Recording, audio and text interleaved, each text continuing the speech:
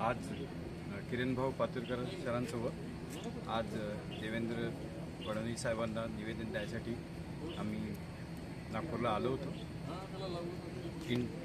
IT पार्कच्या संदर्भात हे निवेदन होतं।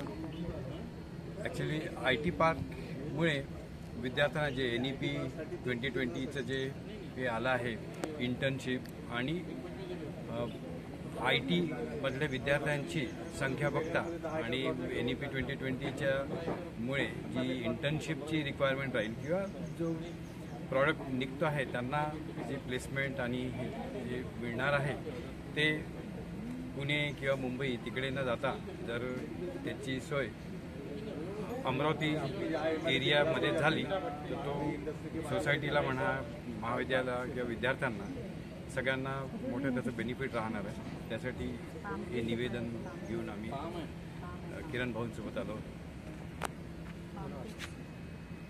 निवेदन दिल्यानंतर उपमुख्यमंत्री साहेबांनी सकारात्मक प्रतिक्रिया दिलेली आहे आणि लवकरच ते बजेटमध्ये IT पार्कची घोषणा करतील असं त्यांनी सांगितलेलं आहे। IT पार्कमुळे जे मुलं आता ट्रेन म्हणजे पुणे मुंबईकडे जातात तो पण तिथे थांबेल आणि पोस्ट पॅन्डेमिक तर लोकेशनचं एवढं काही महत्त्व राहिलेलं नाही। त्यामुळे most of the companies are interested in sitting the satellite centres. तर Tier 2 Tier 3 सिटीमध्ये पण आता त्याला पोटेन्शियल आहे। त्यामुळे IT पार्कची घोषणा लवकरच होईल अशी आम्हाला अपेक्षा आहे।